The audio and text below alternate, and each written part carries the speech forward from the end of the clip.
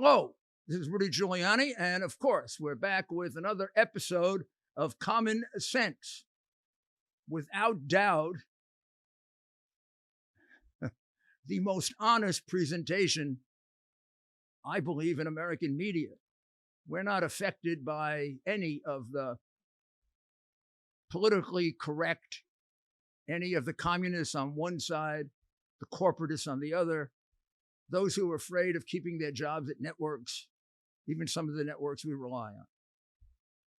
We're motivated by one thing and one thing alone, and that is to save America. Gosh, it sounds like a grandiose thing, doesn't it? I wish it was.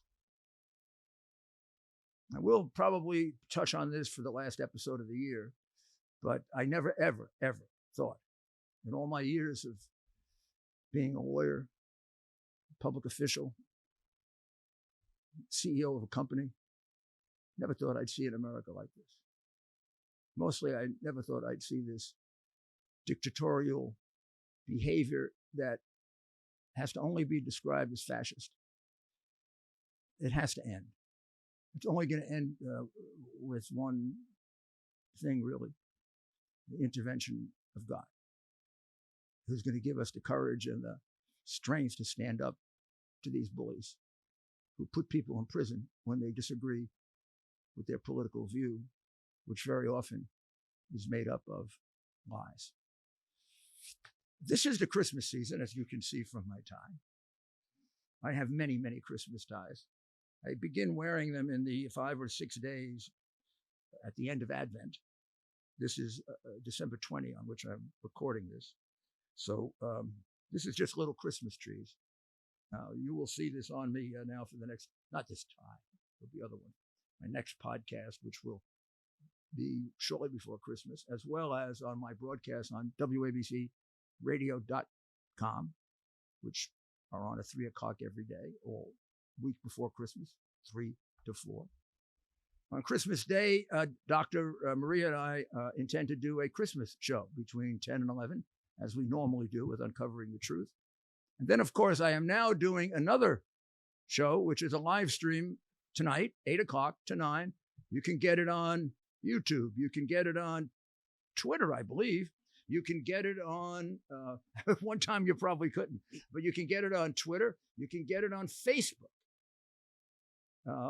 And you can text in questions and observations, particularly if you have some questions and observations that come from this or from my radio show and you can't get through. It's an excellent way to do it. So I'm just giving you those ways of staying in contact. It's real important next year we stay in contact. But today is December 20th, and today is a holy day. Today is a holy day because it's the days of great solemnity leading up to the birth of our Lord Jesus Christ, the most significant fact in human history. There's no one event that affected human history more than the birth of Jesus Christ. Historically, this is not a religious statement. That's a historic statement. And if anyone would like to debate that, I am really prepared to do that. I've done it in the past, and I think I've always won. I haven't won. The truth prevailed. Today, in ancient Christendom, which wasn't so ancient, it was a day of fasting. It was a day of prayer. It was a day of reflecting on the coming of God to be man. And the ancient Roman Catholic Church, the Catholic Church, required all their priests to chant the hours of the day. And as the priest left the monastery and became regular priests like we know, they were given something called a breviary. It looks like this. There are 4 of them to make out the year, and each one of them has I don't know if it's abbreviated, I think possibly abbreviated version of what the monks chant in the monastery every day. Sometime you should go see it. If you live in this area, in the northeast of the United States, there's a beautiful one in Spencer, Massachusetts. Trappist monks, who are unbelievably beautiful human beings. And the singing is the equal of the Metropolitan Opera, and the cost is 0 in the Metropolitan Opera. You need a mortgage, but it's worth it. The first reading this morning as a priest awoke if he did it based on old tradition, the priest would wake up, he would take out his breviary, and he would read or sing. He would do it in Latin back then. Now it's in English. And here's what a priest would wake up to today, just a few days before the birth of God. A voice is heard crying in the wilderness, prepare the way of the Lord, make straight the path of our God. That kind of wakes you up to the fact that God is coming, huh? Of course, those were the words of John the Baptist, who people believe was Jesus, was the Messiah, was the king about to come. And he said, no, no, no. It's the one that comes after me. These readings in the breviary and in the office of the church very much establish the connection between Christianity, Catholicism, and Judaism. Because many of the readings now that go on come from the Bible, the Old Testament, which is venerated and, of course, is the core of the Jewish religion. It's the Jewish prophets from whom the prophecies of Jesus Christ are elicited. This is from the prophet Isaiah. I'd say the most prominent Jewish prophet. Hear this, O house of Jacob, called by the name Israel, sprung from the stock of Judah. You who swear by the name of the Lord and invoke God of Israel without sincerity or justice, though you are named after the holy city and rely on the God of Israel, whose name is the Lord of hosts. Things of the past I foretold you long ago. They went forth from my mouth. I let you hear of them, because I know that you are stubborn and that your neck is an iron sinew and your forehead bronze. Sound like some people today. I foretold them to you of old before they took place.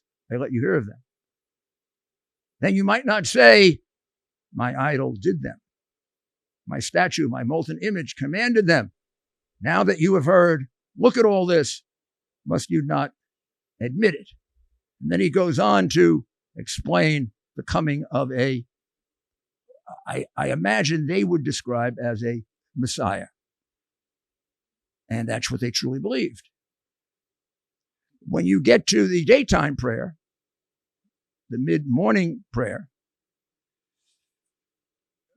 the breviary goes to the book of Jeremiah, another great monumental Hebrew scholar. He makes it a little clearer. Behold, the days are coming, says the Lord, when I shall raise up a righteous shoot to David. A king he shall reign and govern wisely. He shall do what is just and right in the land. The nations will revere your name, O Lord, and the great ones of the earth will acknowledge your glory. For Jewish people, the promise of the Messiah, now or at the end of time. For Christians, a prophecy of not an earthly king, a spiritual king who would be coming to give them the way to paradise. And then they finish the day or the afternoon with the final prayer from Ezekiel, another Jewish prophet. I myself will pasture my sheep. I myself will give them rest, says the Lord God. God says, I will pasture my sheep. The lost I will seek out. The strayed I will bring back. The injured I will bind up. The sick I will heal, shepherding them rightly. And the people answer, come, Lord, do not delay. Free your people from their sinfulness. Don't free them from their political bondage. Free them from their sinfulness. A major misunderstanding, dispute, theological dispute. The Messiah, the Son of God, coming to create a kingdom of this earth, to free them from political bondage, or coming to create a kingdom of paradise, to free them from the bondage of sin and wrongdoing. The prophet makes it clear. So we have these two feasts, Hanukkah, Christmas. It's wonderful to celebrate them together. It's wonderful to see the juxtaposition of the two religions. I'm very conversant on both and admire and love both religions very, very much. And I think they both are main bulwarks in the Western civilization that is being taken away from us. And they are both massive targets of the communists and the communist-inspired people who have gotten control of the Democrat Party at the very top, and Joe Biden. We'll have more thoughts on Christmas during the next podcast, and then possibly we'll devote one real podcast to it, because this is a very important Christmas given the pressure our country is under. And that pressure was under no greater scrutiny than the other day when the highly partisan, Democratic, illegal, unauthorized January 6th committee held the last of its disgusting, wasteful, fraudulent hearings. I say that because the committee is made up of only Democrats, unheard of in the House of Representatives. The two Republicans were not appointed by the Republican Party. The Republicans did appoint people, and the Democrats rejected them. And these two traitors, quislings, people who ran away from the Republican Party, violated its rules, joined in order to give credibility to the lies that they knew were surely going to come forward, because they joined a committee of liars. The people on this committee have a long and established record of pathological lying. Probably the best and most dramatic example would be Shifty Schiff, who has lied so often he makes Joe McCarthy look like a saint. He is without doubt the congressman or senator that has been in those halls who has been caught in more serious lies, some of them intended to overthrow the government, than any member of Congress, yet he remains completely protected. He's put on talk shows like he's a hero, and in fact, he was part of a deliberate plot to overthrow an innocent man and remove him from the presidency, knowing that he was lying. This is yet one other play, one other story in a 3 or 4 or 5 act play to remove Donald Trump at any cost, lie about Russian collusion, pay $1.1 million by Hillary Clinton illegally in order to develop all the lies, destroy the emails so you can cover up the lies. Then assure yourself that the FBI, because it is part of the Democrat Party now, surely an adjunct of the Democrat Party, will not prosecute you.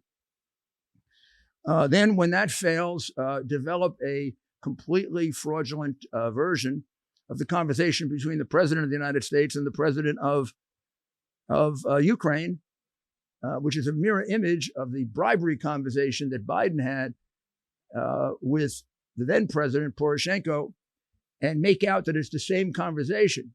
When it's proven not to be, Shifty Schiff takes up his usual role as liar-in-chief and lies about it. And based on the lie, you impeach him.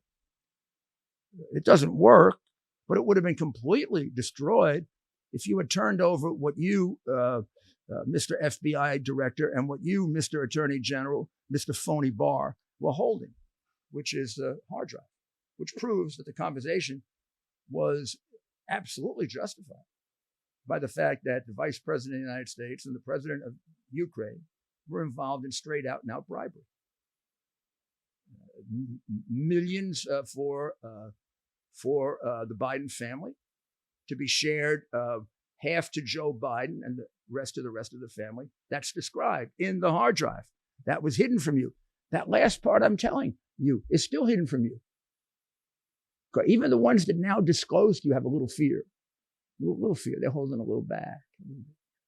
Like you just don't know that Hunter has made it clear that for 30 years, he gave 50% of everything to Joe. The 10% deal was an exception. A little extra money for the crook. So they go ahead with another impeachment. An impeachment totally unnecessary if they weren't holding back exculpatory evidence, the hard drive. The hard drive is then sent to me by John Mac Isaac through my lawyer, Bob Costello. Bob and I examine it for a week and a half. We're both professionals at prosecuting, much more successful than the politically motivated prosecutors of the last 7, 8, 9, 10 years who seem to have forgotten how to prosecute. They seem to have learned how to persecute. They are disgraces to the profession. Well, we were able to validate it. Very simple job. It self-validates. No person with any knowledge of law enforcement or intelligence would have any doubt about this and would have to lie to support some claim that it wasn't valid. But of course, would that ever stop people associated with Biden and Clinton? Haven't they been lying for 10, 12 years? So we gave it to the New York Post after some other publications that theoretically believe in the First Amendment were afraid. They were afraid. You know what happens when you're afraid, when your First Amendment rights are being threatened? You lose them, Wall Street Journal. You're afraid to publish it. When you don't stand up, have some guts to defend the First Amendment, that's how you lose your First Amendment rights. Thank God, the newspaper that predates you, the newspaper that, the newspaper of the streets, tough newspaper, strong reporters, strong editors, not, don't spend as much time in cocktail parties as most of the New York elite press corps does. And really, I have to say, the courage of one reporter, Miranda Devine. I'm not sure the whole paper wanted to publish it. Well, she published it. It was the most devastating disclosure about a presidential candidate in the history of the country. Studied even quickly, it revealed 40 or 50 massive federal felonies and a made-for-television, made-for-the-courtroom, made-for-Giuliani RICO case. Racketeering case, of which I had a chart prepared. I knew this case 2 years earlier. It revealed everything I had revealed 2 years ago and had been suppressed. Everything I had been persecuted for and investigated for. It revealed all of it as true, and it revealed a lot more that I didn't know. It certainly revealed an even more dangerous connection with China, which was a significant matter of national security and was the reason why I thought it could not be ignored, because I said no matter how much they hate Trump, no matter how much they love Democrats, no matter how much they hate Republicans, they love our country and they're not going to put its national security in jeopardy. They did. They didn't just fix an election. They put the national security of the United States of America in jeopardy because of all the money that the Bidens got from China. Imagine in the 1950s or 1960s, if newspapers knew that $30 million was given to the Eisenhower family, the Kennedy family, the Johnson family, the Nixon family, the Ford family, the Carter family, or the Reagan family, or the Bush family before the end of the Cold War. I don't care if they were Democrats, Republicans, progressives. I don't care if they covered up their sleeping with women. American press of that age would have put America first. They don't even have America on the list, these prostitutes. You read them. I don't know if you haven't figured out what garbage they write by now. I could do an encyclopedia of the lies they've told about me, the things they've wanted me prosecuted for dealing with people I've never met. 3, 4 years stealing my iCloud and finding nothing after 3 years and sending it back to me. That's it. You send it back to me. You don't compensate me for the intrusion into my clients. You don't compensate me for the damage you did to my legal career. You cost me millions of dollars. You don't care. That's part of the punishment, so people won't do what I do. That's so that it's very, very hard when Donald Trump wants a lawyer to get one, or if I want a lawyer. with someone in my position. Just ask my friends. This is a very bad situation. The January 6th committee ignored all that. It ignored all that. It told the narrative we already know. The narrative is completely disgraced by all the terrible exaggerations at the beginning that 4 people were killed by the protesters.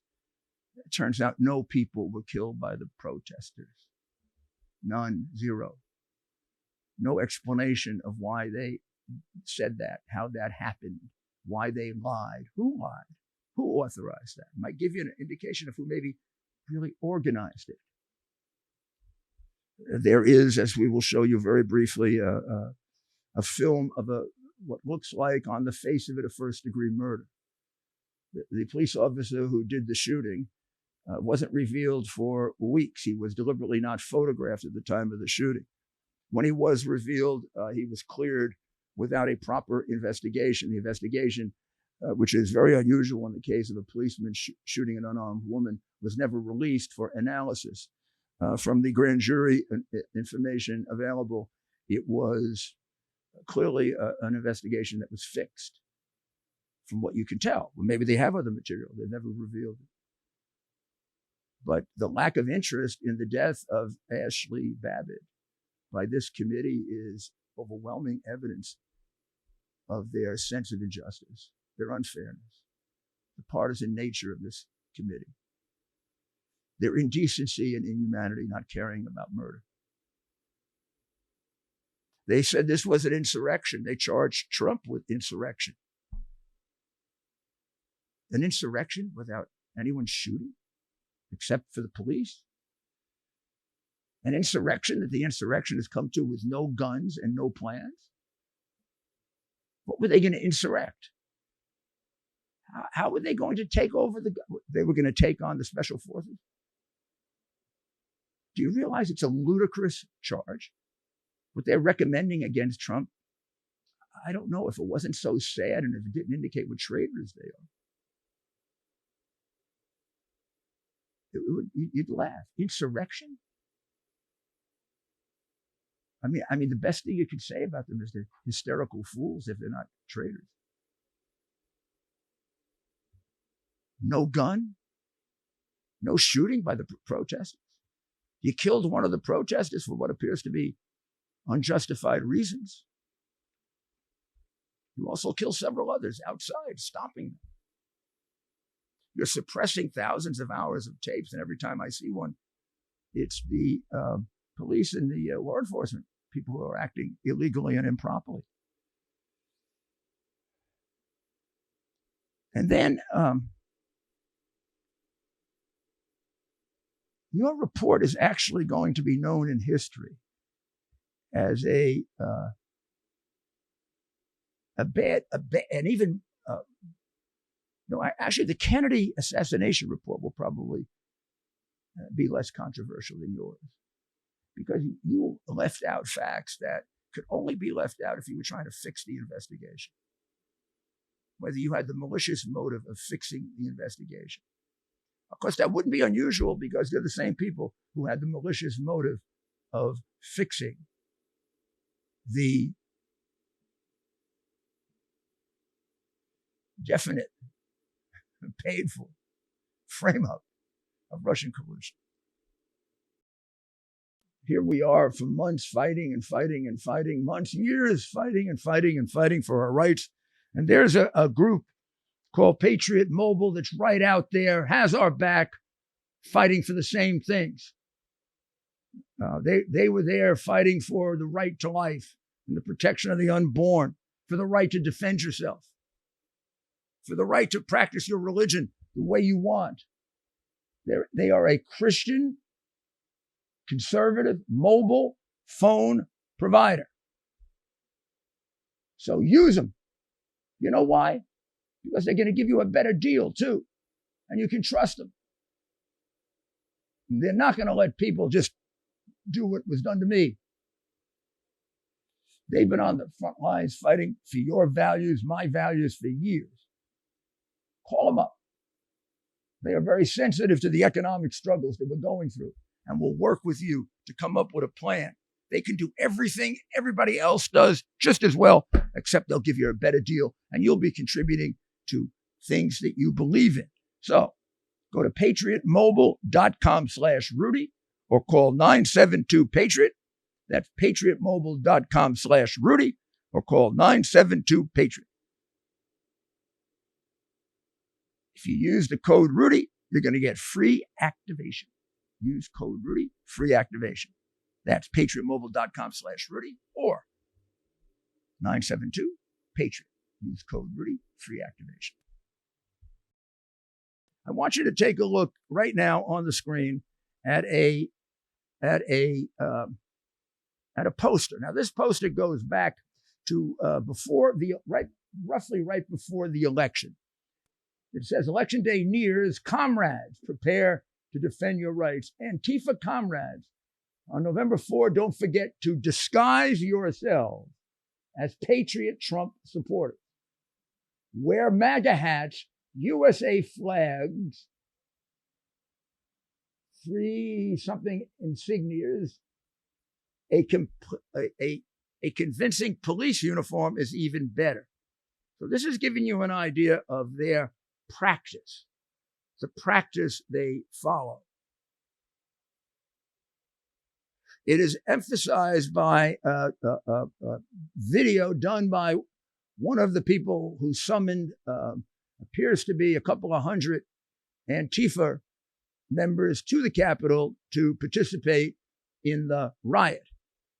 And that is John Sullivan. Now, first, I want to show you these two invitations and how similar they are. These are invitations, one to a demonstration that took place before the election. You should know at that demonstration, John Sullivan was present. John Sullivan took pictures, and John Sullivan was suspiciously close to the murder that took place of an innocent person by the protesters. Not too dissimilar to what happened a few months later. So you see, Sullivan has sent out both of these. One was to the one before the election, in which Antifa members showed up, created the riot, and killed somebody.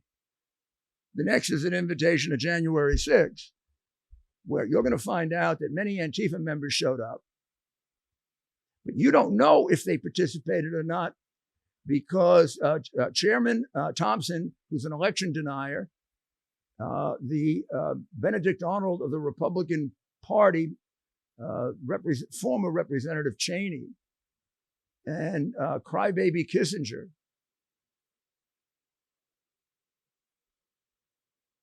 and you know the rest. History of liars. They don't think it's significant to find out how many Antifa members were inside there.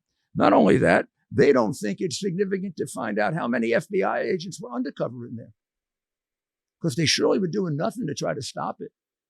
When you watch the man on the floor of the House with those silly outfit on, the police officers didn't stop him. In fact, some of them were laughing at him. But it gets worse than that. It gets worse than that. I want you to take a look at this text. This is one of 3 that I have, and if you go back to my prior podcast, you can see them. But I thought I would show you the penultimate one. This guy, John Sullivan, who trained people in how to do Antifa riots. You saw that earlier, right? You have to look rather carefully, but it's dated January 2nd. So that would be 4 days before, right? And it says the following: time to kick this fascist out of D.C. on January 6, 2020. This is not our president. Dump him. That is a federal crime. That is a threat to the life of the President of the United States, which uniformly leads to the arrest of the individual who did it. He was ignored. There were FBI agents, Secret Service agents, agents of all kinds. We have doubts now about who they were working for, But if I were U.S. Attorney, I mean, and Associate Attorney General, I authorize so many of these prosecutions, I know this statute backwards. Yeah, this applies not just to presidents. I authorize the prosecution of someone who threatened Al Gore that way when he was vice president. I didn't change my, when he was running for vice president, excuse me. Time to kick this fascist, Trump, out of D.C. How do you kick him out of D.C. on January 6th? Trump is not our president. Dump him for good. Could you read that? Kill him? Certainly take him out of the White House and get rid of him. That's surely what it says. You'd expect that John Sullivan is at least sitting there with all those people who haven't been tried, and they've been there now for, it could be 2 years now. This kind of beats some of the records in the Gulag in Russia under Biden, and I don't even call him an attorney general. The disgrace that occupies a once great office. A man who will go down in history as the person who did the most to destroy human rights, civil rights, and legal rights, and made the greatest Department of Justice in history a mockery. Why did you never see that during the January 6th hearing? If they had an interest in the truth, wouldn't they explain this to you? Wouldn't they call this man to testify? What's that? What were you saying about the Constitution? The Constitution is what it's about. Not antifa, not Black Lives Matter. This is about the Constitution. It's more important in my life, your life, their jobs. It's more important than President Trump. It's the Constitution. That's the only thing that keeps us free. You're losing focus. No, I'm not. Yes, you are. Because you're fighting with me. I'm not fighting with you. I'm just debating. You're wanting to beat somebody up. It's not worth it, man. This is about the Constitution. I never said I want to beat anyone up. Okay. I'm not going to argue with I you. want to stand up for our rights. I agree with you. But tonight, you know what? You can bring shame on us. That's not what it's about. This is about the Constitution. We're here to defend the Constitution. Right, and what's in our... In fact, tomorrow, I don't even like to say it because I'll be arrested. Well, let's not say it. We need to go, I'll say it. All right. We need to go in to the Capitol. Let's go! No. Tomorrow. They're not Americans, they're terrorists. Guys, I'm not saying They've already given up their American rights. They are I'm going to put it terrorists. out there. I'm probably going to go to jail. They're terrorists. Tomorrow, we need to go into the Capitol. Into the Capitol. Peacefully. Fed.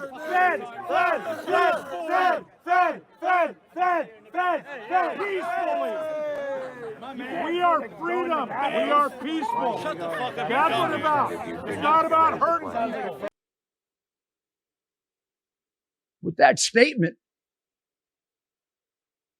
why is he in jail on the night of January 5th for threatening the life of President Donald Trump? Why is that question not even asked? Does it prove what I said, that the members of this committee are traitors?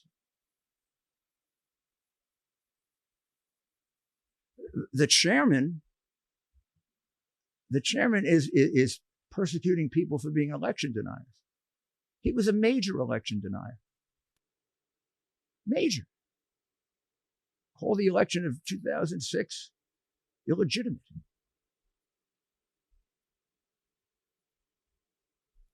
But no interest in, gee, could there be another explanation? This is January 4. It comes from a group called Insurgents USA. And it says, DC protest / Black Lives Matter / riots / Black Lives Matter / Donald Trump / protest and then slash FUCK 12 police. Obviously a pro-police group. This is a Antifa member.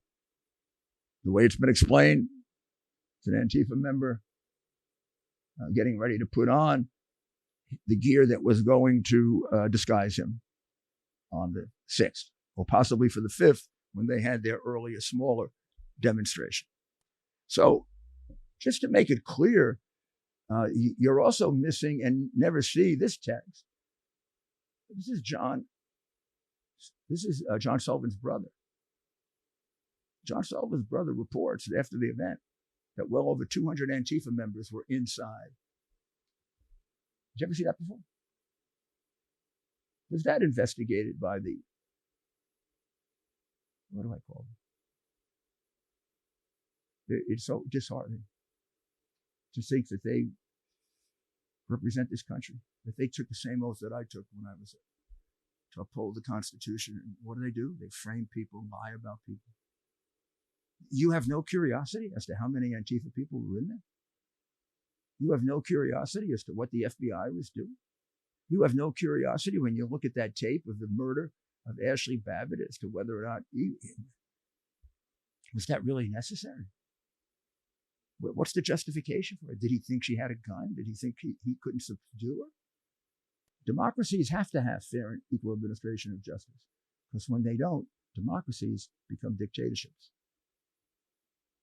Those are the words of Alexander Hamilton, James Madison, Thomas Jefferson. Just an example, the Soviet Union was a democracy. Everyone elected Stalin.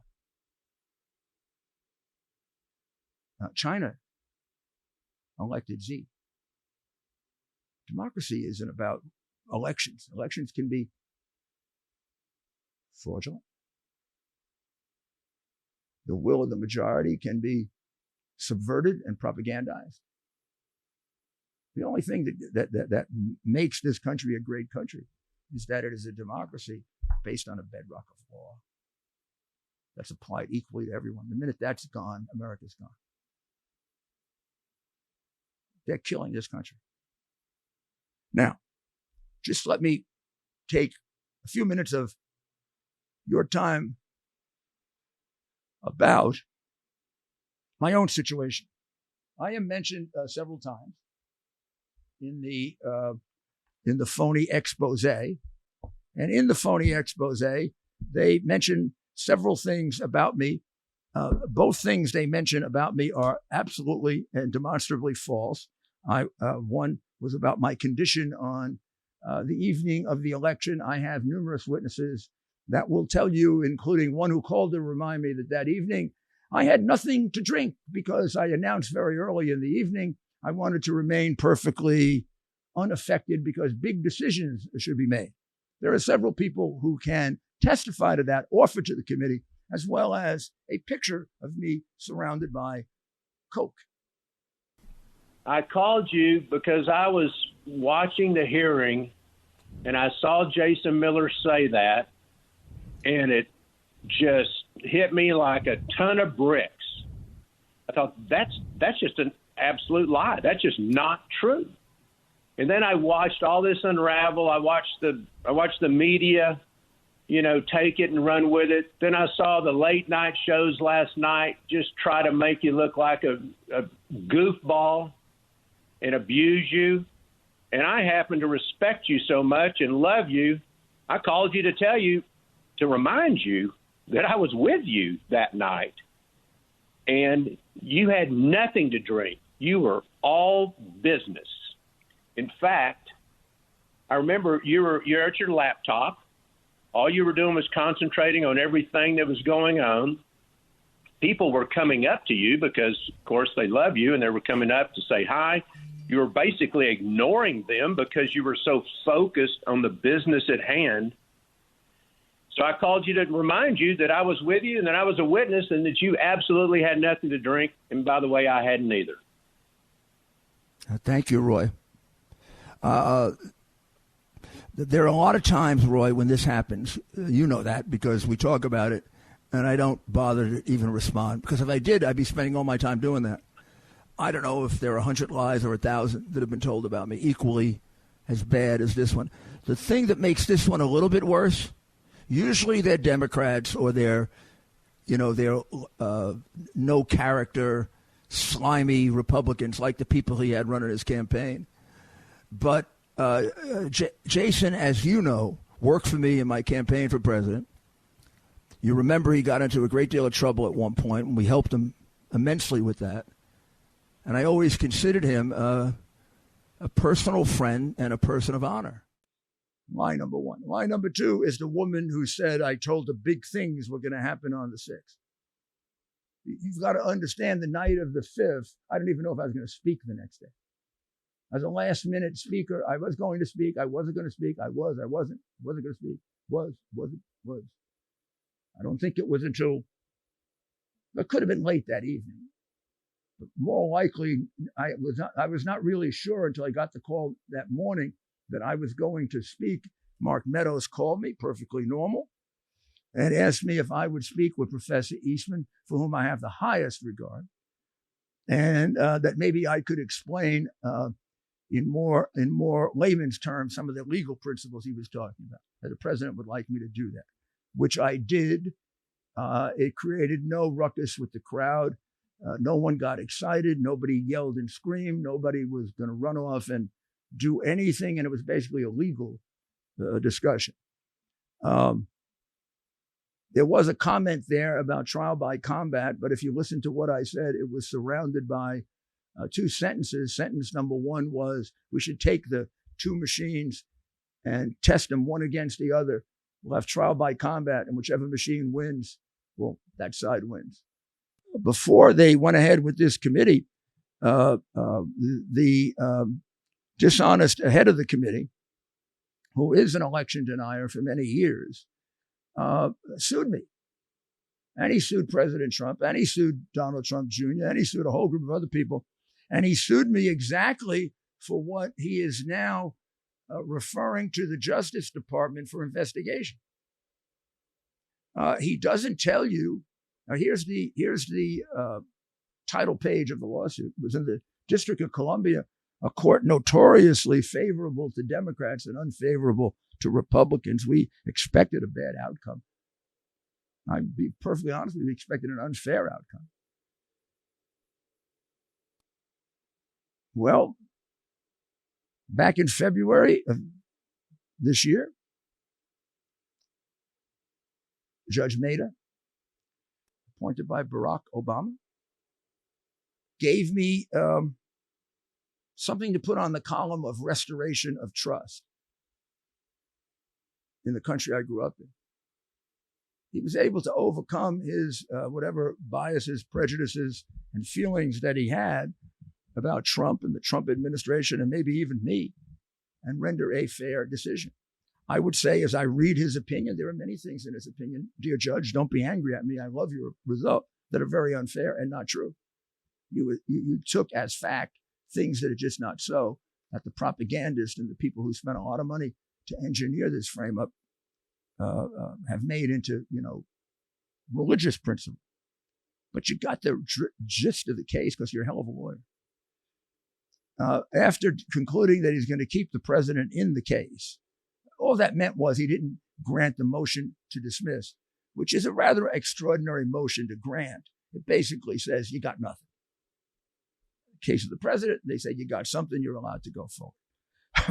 In the case of Giuliani, and the same would be true of Donald Trump Jr. This is on page 76. It's entitled Giuliani. The court reaches a different conclusion as to Giuliani.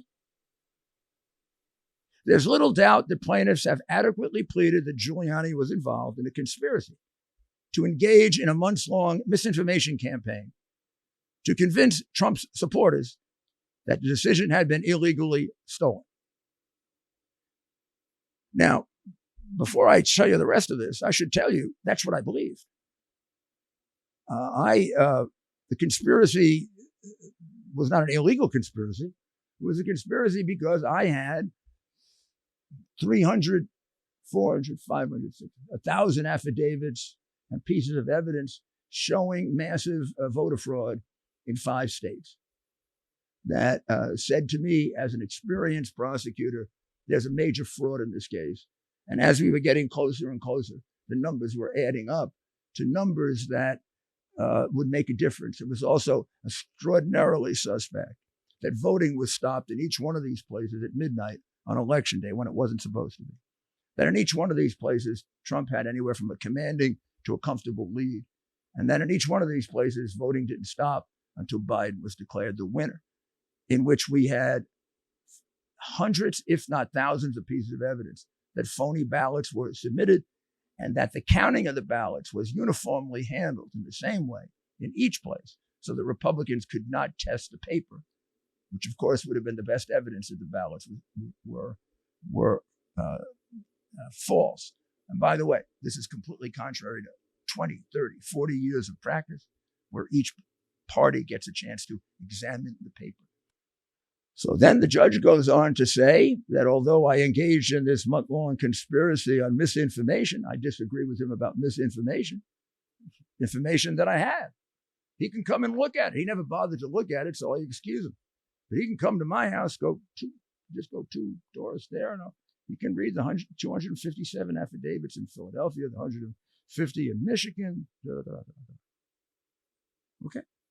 He can look at all the dead people that voted, that we now have proven, and all the people under the age of 18. But as the court stated earlier, such a conspiracy does not violate Section 19851. In other words, they didn't violate the law. What plaintiffs must plausibly establish is that Giuliani conspired to prevent Congress from discharging its duties on January 6th by force, intimidation, or threat. There, they fell short.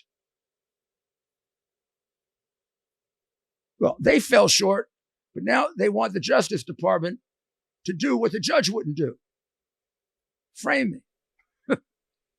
And then just to go on to make it clear, in addition to his pre-January 6th action, which alone do not establish Giuliani as a 1985 one co-conspirator, plaintiffs point to 2 of Giuliani's acts that occurred on January 6th.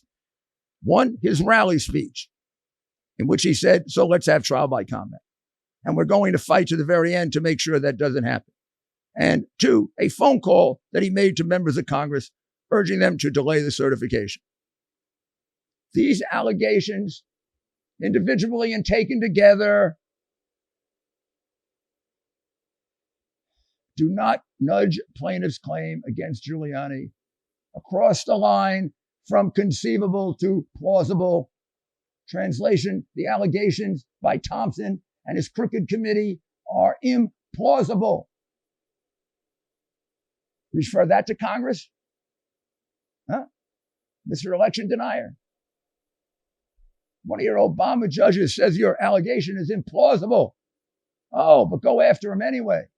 Just put out these little out of context statements that he denied and don't tell people he denied them so you can destroy his reputation, because that's what you're about. As to his rally remarks, the court believes Giuliani's words are not enough to make him part of a conspiracy. Critically, Giuliani uttered no words that resembled a call to action. Trial by combat was not accompanied by a direction to do anything. And it was about 2 machines. And given the speaker, those words were not likely to move the crowd to act. There's no allegation that anyone took Giuliani's words as permission to enter the Capitol. There are no allegations that Giuliani at any time before January 6th uttered words advocating or inspiring violence. Indeed, as discussed further below, the court holds that Giuliani's remarks are constitutionally protected speech. The Bar Association of the City of New York is suspending me from the practice of law because of the things that I said outside of court, that they're a danger. First of all, they are no danger. Nothing's happened. That's dangerous. This court decided I had nothing to do with it. Second, this court also decided it's protected speech. But these lawyers, rich, elite lawyers, have decided they can suspend me from the practice of law for engaging in what the judge constituted was constitutionally protected speech. That's cost me millions in legal fees. I think I should sue them. Giuliani alleged to have been involved nor is Giuliani alleged to have been involved in rally planning. I wasn't. Or knowing that the president would direct the crowd to march to the Capitol, which is also true. And he did not express solidarity with the rally goers after some violently assaulted police and forced their way into the Capitol. No, I did just the opposite. I condemned it. Giuliani's words at the rally are not sufficiently additive to make him a Section 1985 co-conspirator. Neither are his phone calls to lawmakers. It goes on and on and on. But this is just to continue the investigation of me that's been going on for 3 years. Interestingly, from the day that I took on to represent Donald Trump, they went and took my iCloud account illegally, unknown to me. That was done to torture me. That was done to dissuade me. It was done to deter me. It was done to hurt my reputation in the public eye so you wouldn't believe me, most of which I can take. But it was really done to deter other people. It's a disgrace what they've done, and it's a disgrace that the Bar Association are too cowardly to look into this. They've created a situation of fear representing certain people. My profession exists for the purpose of having the courage to represent the worst. I should be congratulated for taking on the defense of Donald Trump. I should be congratulated for having brought to the public's attention the most damning piece of evidence about a presidential candidate ever discovered by anyone. And I discovered it and was given it in 2017, revealed it for the first time in 2018, and continuously revealed it.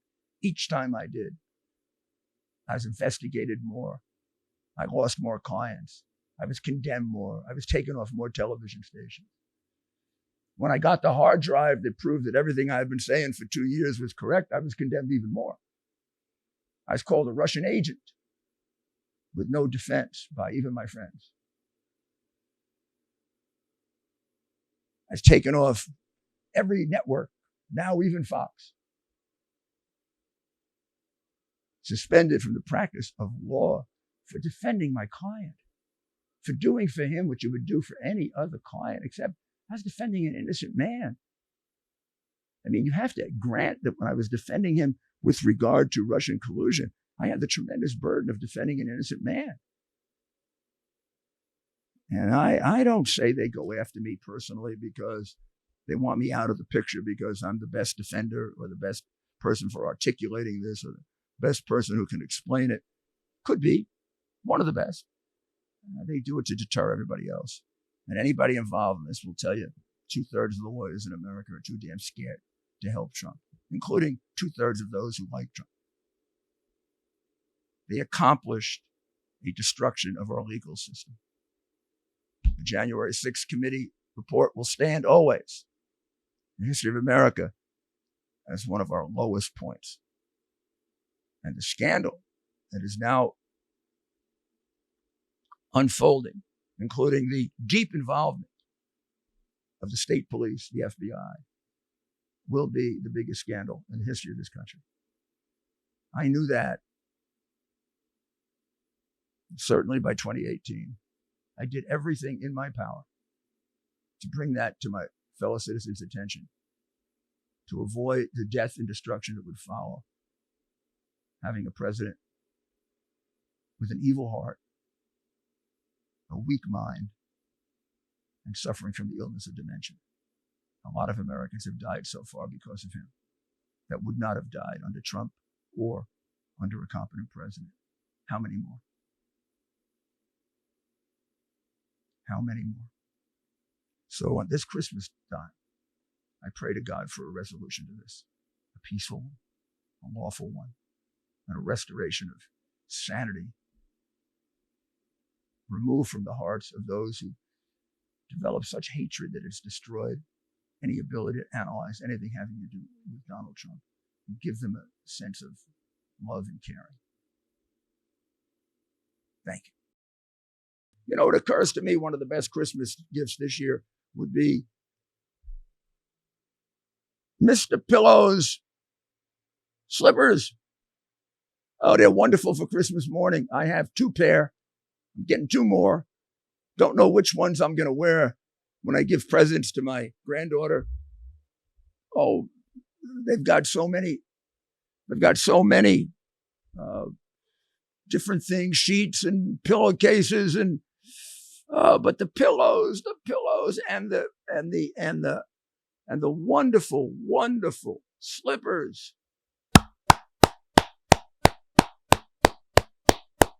And help Mike. Show the support that we have. Show we stand together when we believe in the same thing. Go to mypillows.com. Code Rudy. mypillows.com. Code Rudy. Get a special deal for Christmas. Whatever you get, I know you're going to get other things too. Get a couple of the slippers. For yourself, nice little gift for friends. Man, they're so comfortable. They really are. That's it. mypillows.com. Code Rudy. Merry Christmas. And thank you, Mike, for all you do for us.